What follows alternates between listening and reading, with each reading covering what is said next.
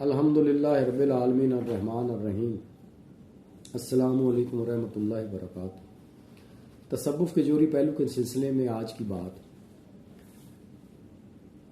मुआमलात सूफिया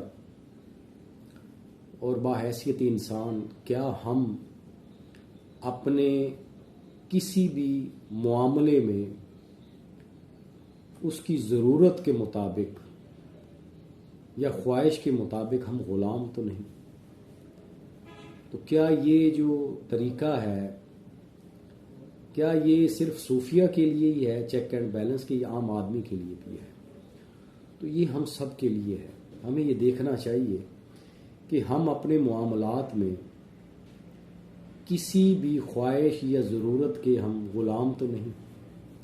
तो इसी सिलसिले में आज का वाक़या है कि ये जो अहकाम तरीक़त के हुकाम है, अहकाम तरीक़त यानी तरीक़त के रास्ते पर चलने के लिए जो हुक्म है, यानी जो औलिया अल्लाह का रास्ता है, या यूं के समझ लें कि जो लोग अल्लाह के रास्ते पर चलना चाहते हैं, या वो लोग जो अपने आप को जानना पहचानना चाहते हैं, या वो लोग जो अल्लाह की शनाख्त चाहते हैं या अल्लाह को पहचानना चाहते हैं, खैर के रास्ते पर चलना चाहते हैं, तो उनके लिए इस रास्ते पर चलने के लिए जो हुक्म है, बुनियादी हुक्म क्या है? वो बुनियादी हुक्म ये है कि दुनिया के जितने भी अमूर हैं, यानी मुआमलात हैं या काम हैं, चाहे वो दुनिया के हैं, बाहर के हैं, या अपने हैं, या अपनी ज़ाती मुआमला, आप किसी भी मुआमले में सिवाय अल्लाह के ग़ुलाम ना बने किसी के। ये पहली बुनियादी शर्त है उस रास्ते पर, तरीक़त के रास्ते पर चलने के लिए, रूहानियत के रास्ते पर चलने के लिए, तसव्वुफ के रास्ते पर चलने के लिए। और वो मिसाल बड़ी खूबसूरत देते हैं, और वो मिसाल आज के सजादा नशीनों के लिए भी, ये जो बड़ी बड़ी खानकाएँ हैं आज के दौर में, वो फरमाते हैं कि इससे बेहतर है कि एक आदमी बिल्ली की ग़ुलामी इख्तियार कर ले, यानी बिल्ली का महकूम हो जाए, लेकिन इससे बेहतर है कि वो अपने नफ्स का महकूम हो, यानी ग़ुलाम हो। मिसाल उन्होंने बिल्ली के साथ दी है, जो एक पालतू जानवर है।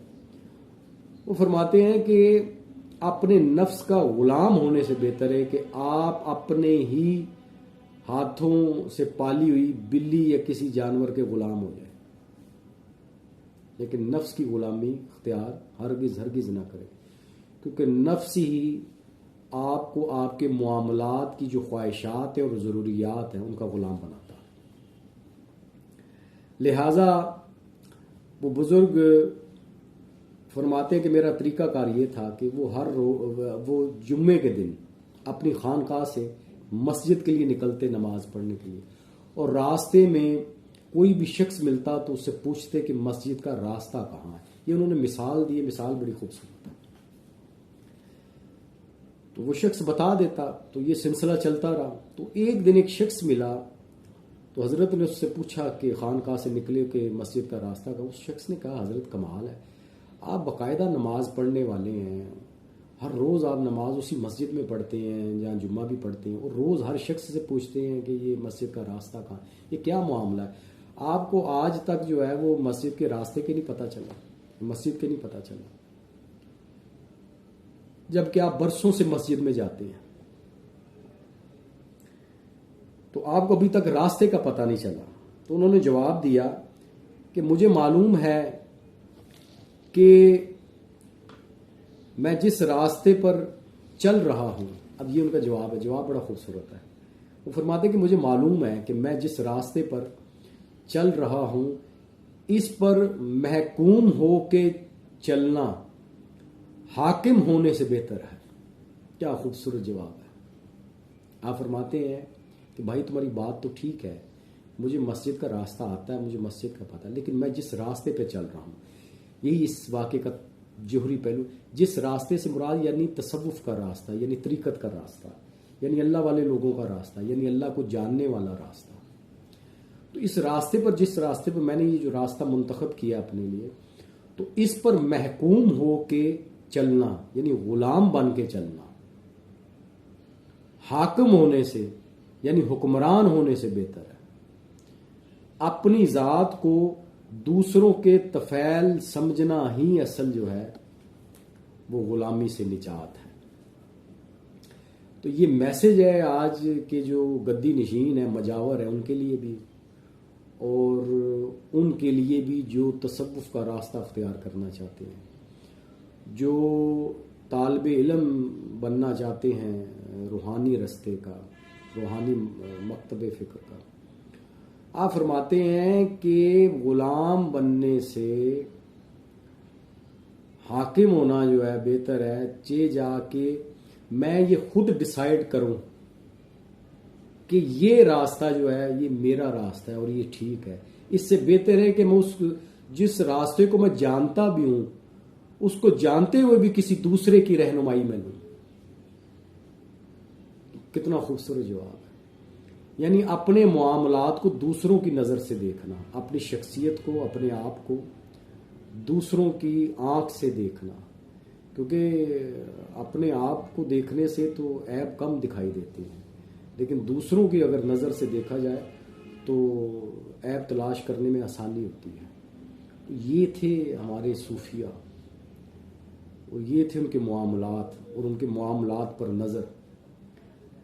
रोज़ाना वो उसी 5 वक्त की नमाज उसी मस्जिद में पढ़ते थे और जुमा भी, लेकिन हर शख्स से फिर भी पूछते थे कि मस्जिद का रास्ता कहाँ है। हालांकि वो जानते थे, लेकिन उन्होंने कहा कि मैं इसको बेहतर समझता हूँ कि मैं खुद ये तय करूँ कि ये रास्ता ये है, ये ठीक है, तो मैं दूसरों से रहनुमाई हासिल करूँ। तो हमें चाहिए कि छोटे छोटे जो मामलात हैं अपने मामलों, उसमें भी रहनुमाई जो है हमें हासिल करनी चाहिए। चे जाके आप मुंतखब करें वो रास्ता जो अल्लाह की तरफ जानता है। तो आप खुद सोचें कि भटकने का और गुमराह होने का 100% चांस होता है ऐसे रास्तों पर।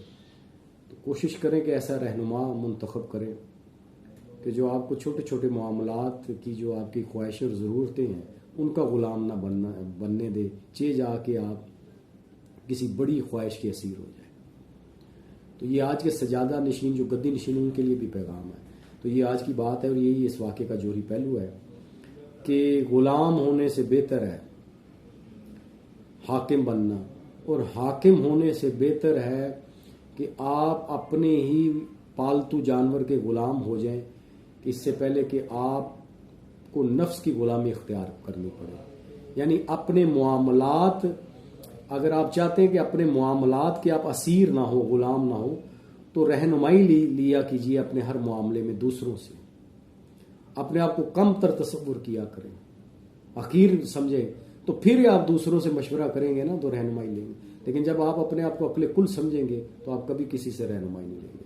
अल्लाह ताला में बुजुर्गान दीन का सही मकाम और मर्तबा समझने की तौफीक अता फरमाए और हमको मकाम शरफ अता